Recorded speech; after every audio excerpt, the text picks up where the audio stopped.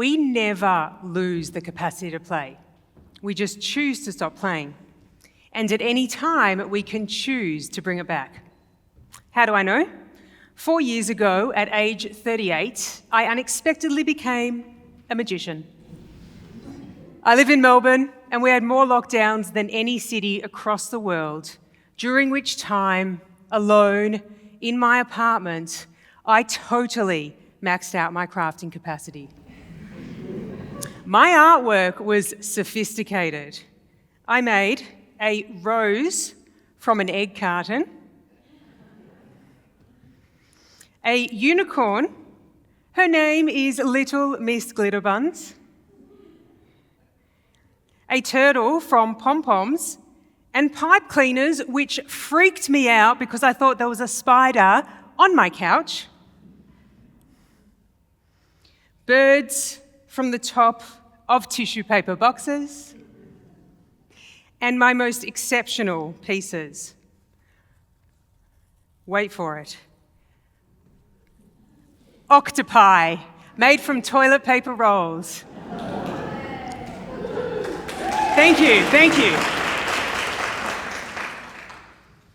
Nothing, clearly, in my apartment was safe from glitter, glue, and sparkles. Eventually, I cracked. So my favourite teacher, Sonia Choquette, set me a challenge. Try something new and be a beginner. And I was like, what else can I do? I was already a beginner painter, a beginner chef, and a failed online speed dater. I tried it all. What else is even possible? So I chose the impossible, magic, which seems so far out of my reach and even harder to perform without an audience. Could I learn magic? I wondered. And because I was curious to explore, instead of thinking about whether I should or I shouldn't, I just jumped in. And this was the perfect platform, because if I would have spent time umming and ahhing, I never would have started. And when I began, magic happened. I learned how to make a crayon disappear, cards disappear, and while that was elementary compared to what I do now, most importantly, I learned how to use the power of magic to connect with people in brand new ways. Magic is a transformational tool that instantly creates moments of wonder, joy, and surprise. And not just for me as a magician, but for every single person I co-create magical moments with.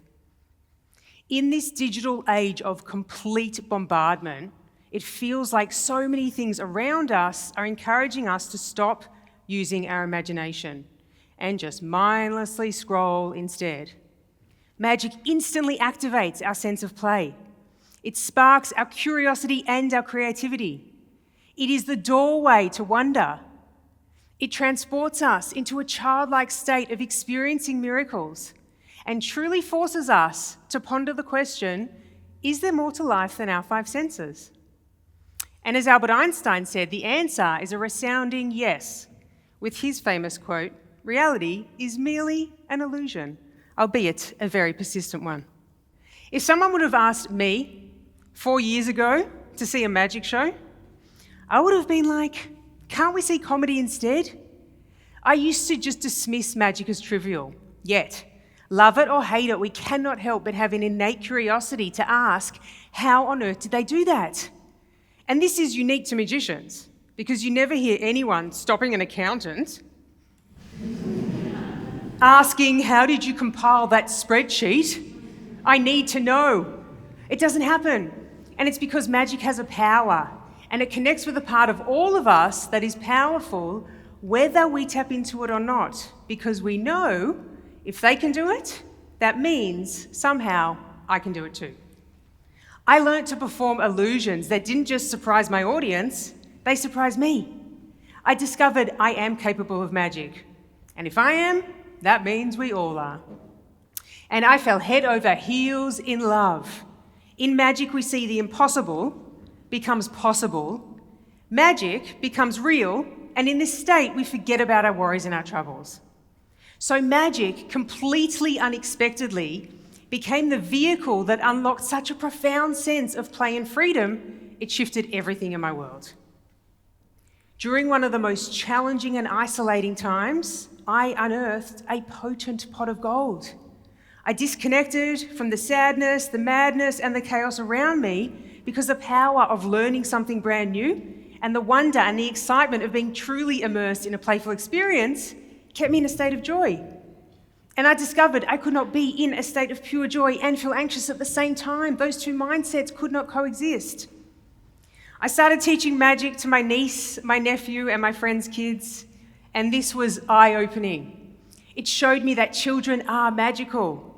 They live in a constant state of wonder and possibility. That is their default. They believe because they haven't been taught not to believe yet. I also learned that they are honest. If they catch the tiniest sleight of hand mistake, they do not hold back. Jord, we can all see your finger. Talk about a tough crowd. Most importantly, in magic, we play. We imagine, we're curious. It's so natural to us when we're young, and then we lose this as we grow older. So I thought, what can I do to help adults reconnect with and reclaim this incredible power of play? Much to my surprise, I decided to hit the streets to spontaneously bring magic to complete strangers. I wasn't busking, I wasn't asking for money, I just wanted to share the joy and wonder I discovered with anyone who said yes. And this was more extraordinary than anything I could have imagined. The rawness of people's reactions, the elation, the astonishment on their faces, and the power that magic has to instantly open our hearts created moments and experiences that were totally unforgettable. Never in a million years did I consider street magic. If I think about what that process would have looked like before I found magic, my very loud and very vocal inner critic, full of doubts, question marks, and heavy criticism, would have blasted me. You can't approach strangers with a deck of cards. You're going to make a mistake. You're not even a proper magician. Self-doubt is so damaging to our growth. And this was such a huge part of so many of my old habits and processes. Until I accidentally and delightfully stumbled upon a way to bypass my own negative thought patterns and enter a space where anything is possible. Play. Magic put me in a constant state of play. And in this space, I could do anything, try anything, and create anything. There was no room for judgment. My inner critic didn't even know how to enter this space because I was simply having too much fun. Yes, life gets serious. We have bills, we have mortgages, we have Instagram captions to write. But you know what? We're actually here to have fun. And unfortunately, we just forget to make time for it. You know those moments that are super serious and one person starts laughing when they shouldn't? And then you start laughing even though you shouldn't? And then you're both silently laughing so hard that one of you accidentally snorts and you just lose it? This can happen at any time and we can't predict it. That is joy, that is play, that is fun. And even if we don't make time for it, it finds a way to creep in. We never lose the capacity to play. We just need to give ourselves active permission to bring more play into our world. When I did, it transformed my experience of life and my own beliefs about what I'm capable of. When I silenced my inner critic, it opened up a universe of new opportunities. The light bulb went off. Play is the antidote to my doubts and insecurities. Play is the giant secret available to us all, any time we want. We all have all the magic we need to create whatever we want in life. We just need to believe in something greater than what we currently know. When we don't stop or inhibit ourselves with our own limiting beliefs and preconceptions, that is true magic. So never underestimate how profoundly and how quickly your entire life can change when you are open and available to discovering a brand new, magical version of who you can become, and with it, a kaleidoscope of new possibilities. Now, just in case you are curious, I am still learning, having fun, and trying new things every single day. Only now, my artwork has reached brand new heights.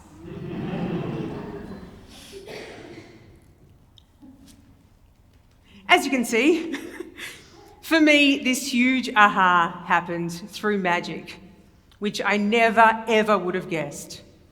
I wonder how play will show up in your world. Thank you.